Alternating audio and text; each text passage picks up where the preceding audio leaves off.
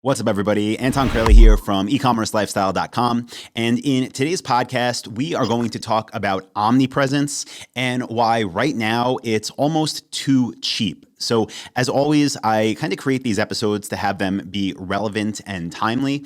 And right now, what we're going through with the whole coronavirus and the whole economy kind of pulling back a little bit, things are changing in a big way when it comes to ads and what it is we're seeing inside of our own ad accounts. So I wanted to get this message out to share this with you so that you can learn what it is we are doing right now and what you can do to emulate and do the same. So when I'm referring to omnipresence, I'm referring to after somebody either engages with you on social or they go to your website, once they leave, whether or not they purchase, you then become everywhere. So they leave your website, they go to Facebook and they're seeing your business there. They go to Instagram, they're seeing your business there. They even go to websites like CNN.com and they're seeing your website yet again. So this method, this approach is being everywhere to people that have originally engaged with you. Now, this can be them coming straight to, again, your website, or this can even be things like them engaging with your Facebook page or engaging with your Instagram page. Or it could be even things like them watching a YouTube video that you might have created for your brand. Now, typically the way that this works is we always are trying to be everywhere once people first engage with us. And the reason we're doing this is because that's the cheapest way to kind of get people to buy, to turn people that already at least have an idea who we are to become huge fans of our brands and then to become customers. But right now things are changing and it's cheaper than ever. Again, it's almost too cheap to reach these people on the first touch when they first visit us, and then again in remarketing. And this is happening for a few different reasons, and those are things that I'm going to share with you in this podcast. Now, first of all, there's a question of whether or not we're currently in a recession. And the reason that question is here is because whether or not we actually are, it feels that way to a lot of people. There's a lot of people right now that can't go to work because they work in businesses that have to be closed. There's a lot of people that maybe work for companies that weren't that financially stable that are now seeing a dip in sales that might take those companies out, and people are afraid of being laid off. So again, whether or not to you it feels like we're in a recession, or if we technically are or aren't, that's not what's important. What's important is that a lot of people feel like that. Now, what we have been seeing recently in our ad accounts is a massive decrease in our cost per lead. So I made some notes so I get these numbers right, but our cost per lead currently on Facebook is down 20%. And this is the past 2 weeks compared to the 2 weeks before that. And then even going back months before that, we're down on average 20% per lead on our Facebook ads. And on Google, where we advertise really heavily, our cost per lead is down 15%. What that means is we are getting a ton of leads, meaning email addresses, into our businesses. Now, literally, this is a breakout month. Like the amount of leads we're having coming in right now, it's not even comparable to anything else in my past 12 or 13 years in business. So you might be thinking like, wow, that's amazing. You're probably also having your best month of sales ever. And unfortunately, that is not true.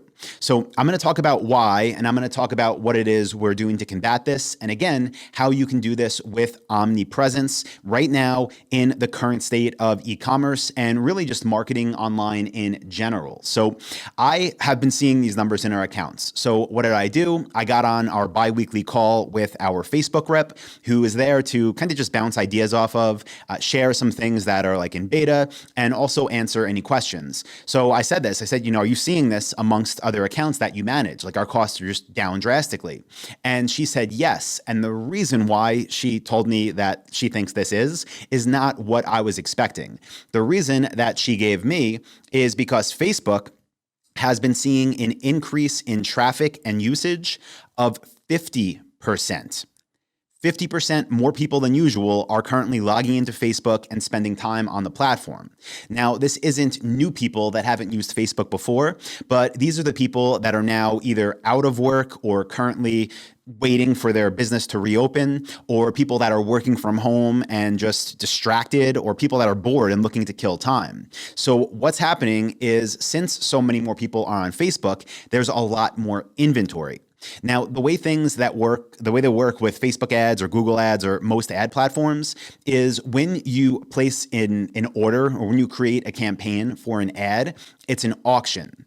And the way the auction works is it's based on how much inventory is available, meaning different ad units. So things like a right column ad, things like a newsfeed ad, things like an audience network ad, things like an Instagram ad.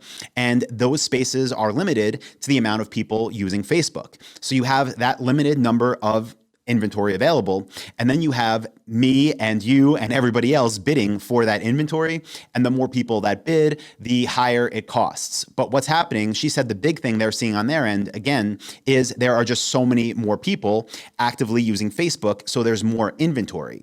So even if everybody was still advertising on Facebook as they previously had been, ad costs would still be down because there's more inventory. So again, it's an auction, you get more for your money. So that's the first thing. Then the thing that I brought up, which I really think is helping in a big way, and again, I don't want to make it sound like, oh, I'm happy about this, because there really is no good news here. Like, businesses are hurting. I'd much rather have the business be as usual. But what's happening right now too is all of the local businesses that typically pay and buy some of that inventory, they are basically not advertising at all. So their budgets went from whatever it was to zero, because why are they going to run ads if they can't have people come into their place of business? So what we're looking at here is kind of a scenario that I don't think has ever happened before, where not only is there more inventory, but there's less advertisers, which is leading to this opportunity to get a ton of leads at a really good price. So that's what's happening now, right? That's, again, I don't want to say it's good news, but that's the good part of this equation, that we're getting a ton of leads at better prices. Now, here's the not so good news, or the thing that we are actively working to adjust to. And that is that our lead to purchase conversion rate is down, okay? So even though we're getting all these leads, they're not converting, meaning buying, at the same rate that they normally do, literally any other month. Now, I'm gonna talk about like what my hypothesis was for that, and then what I found and what we're doing about that, and what you can too. And again, this is important because you want to be taking advantage of this right now and making the most out of it so you're set for the future. But what we're currently seeing, and I'll just give some general numbers here just so like everybody could visualize this. Let's say in a given month on one of our stores, we had 10,000 leads. We might have about 1,000 of those leads become customers. So they would go ahead and buy from us. Now what we're seeing, and I'll just write normal here because this is, again, a normal month. What we're seeing now is maybe for every 10,000 leads that come in, we're seeing about 750 become customers.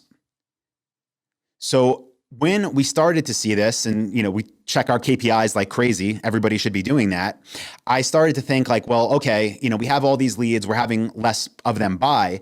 Is it because maybe we're getting lower quality leads, right? Maybe our targeting is now not on as point as it used to be. Maybe the leads that are coming in aren't as qualified to become customers, so obviously less would buy.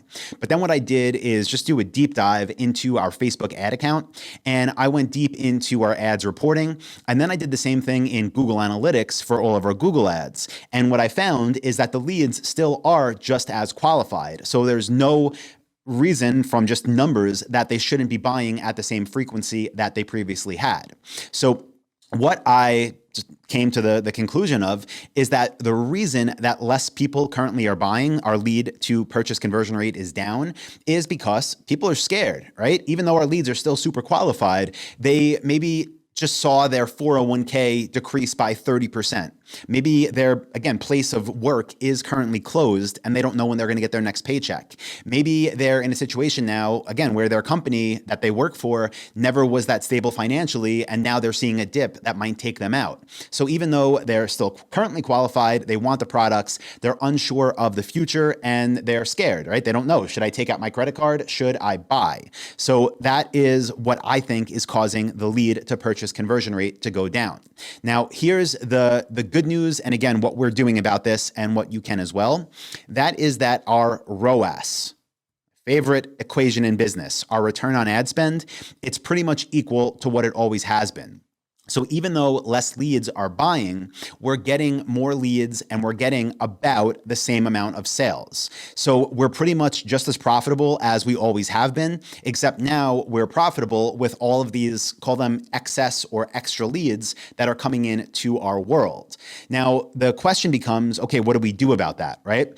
Obviously, we don't want to lower our return on ad spend. We want to raise it, but how can we do this in a way that makes sense? And how can we make the most out of all these leads that are coming in? Now, the way that I am currently planning for this is what I'm going to share with you. And this is where Omnipresence comes in a big way, and how, again, this is cheaper than I think, ever seen it. And I don't think this is something that's going to last, because, I'm not going to get into the whole virus situation and where we're at, but I feel like, the country, for people in the States, we're not obviously going to be closed forever. I feel like even if it's a few months, after a few months pass, people that used to go into work can now go back into work. Also, the stimulus checks people are going to be getting, that's going to give them a little boost of money and consumer confidence. Also, people getting money back from their taxes, that's going to give them some more money. That's going to give them some more confidence to buy. So whether that be in 2 weeks, which I don't think it's going to be, or whether that be in a few months, we're going to get there. And again, all of these leads that are coming in now, I think will be ready to make that purchase decision once they have their confidence back. So what are we doing to run ads right now during this time of uncertainty, right? The first thing that we're doing, and that you should do too, is run your campaigns as normal. Again, assuming your return on ad spend is still where it always has been, or at least close to, continue to run ads the way they're running. Don't change up your Google Shopping ads. Don't change up your normal remarketing ads. Don't change up your Facebook ads. Let them all run as normal. Expect to see a lower lead to purchase conversion rate, but expect to see all of these extra leads come in. The only time I would recommend changing your budget in a big way is if your return on ad spend number starts to tank significantly or go up, in which case, obviously, you would increase it. Now, the next thing that we're doing very, very slightly, and I recommend you do as well, is incrementally raise your budget on Google Shopping, but do it in very, very small amounts. You don't want to think like right now, well, okay, this is amazing. Let me go into my Google Shopping campaign and double my budget, and now I'll make more money and I'll have all these leads, right? We don't want to do that yet, because again, I'm not sure how these numbers would maintain. So what we're doing, and what I recommend you do, is do very small budget increases there. Maybe do 5%, let it run for a few days, see how numbers actually work, look at your KPIs. If they're still on track, maybe a few days later, raise it 5% more, and do that until you can't do it anymore. Okay, so that's the first thing we're doing, the first thing I recommend you do as well.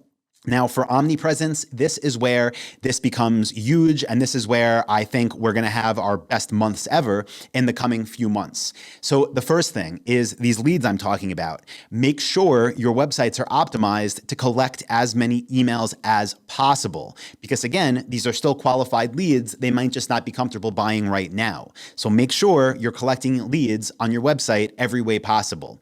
Obviously, you should be doing abandoned carts, but you should be doing things like opting in for promo codes or free shipping codes or expedited shipping codes. You should be doing things like running gift card giveaways, even free product giveaways, but make sure you're collecting as many emails as possible when people visit your website so that you can remarket to them. Again, get that omnipresence going. And I'm going to talk about specifically how we're shifting our strategy there too in just a minute.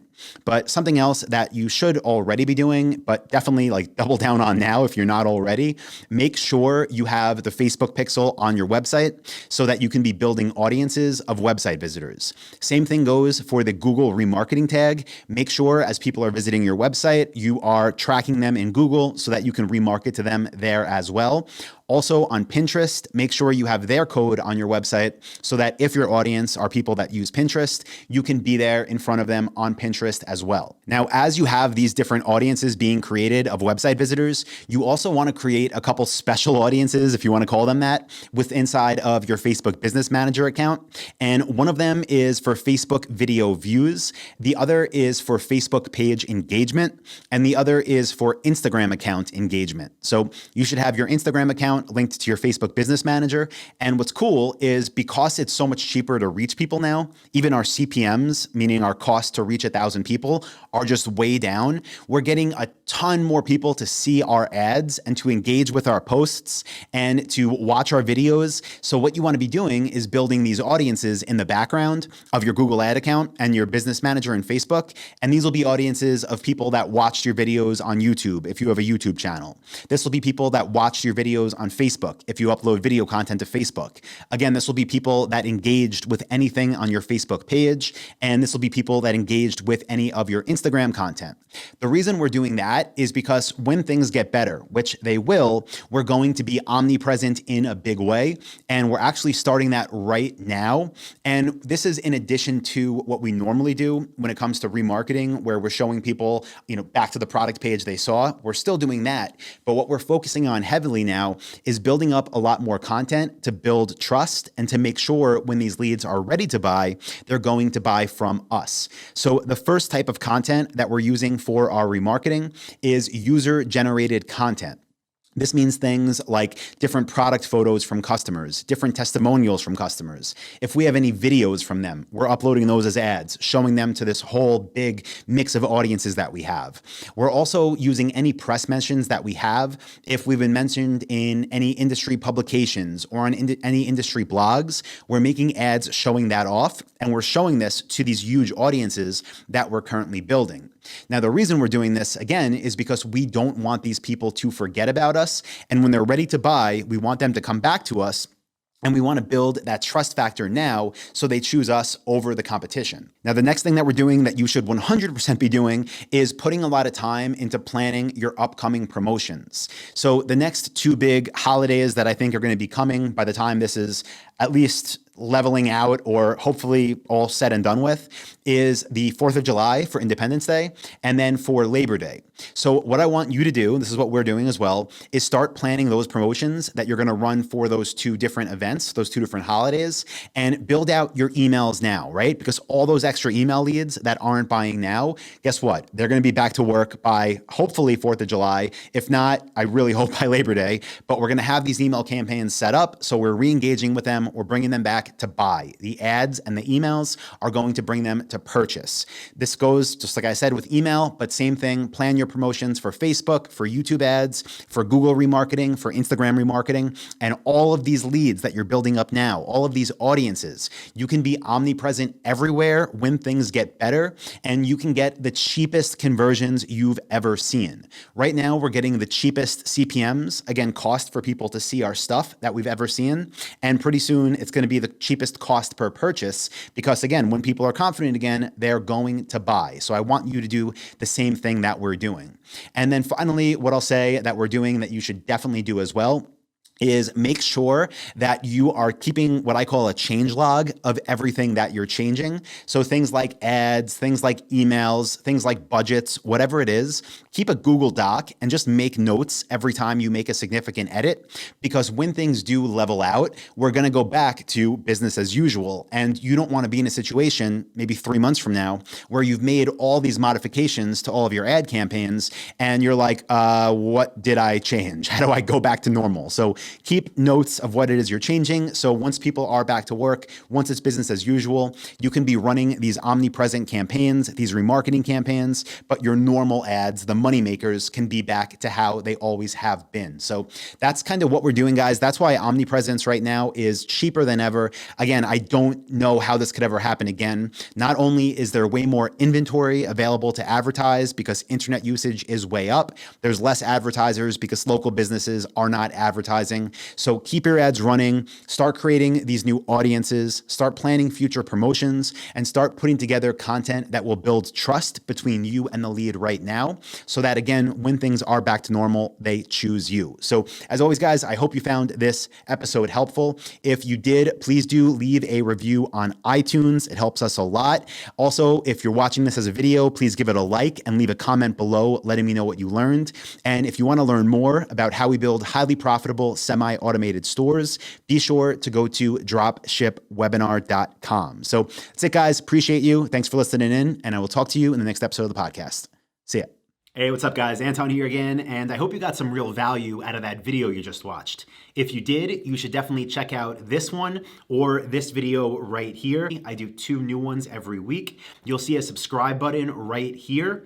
And if you want my free training that is 2.5 hours long of value with 237 niches, click this button right down here. It'll take you to where you need to go.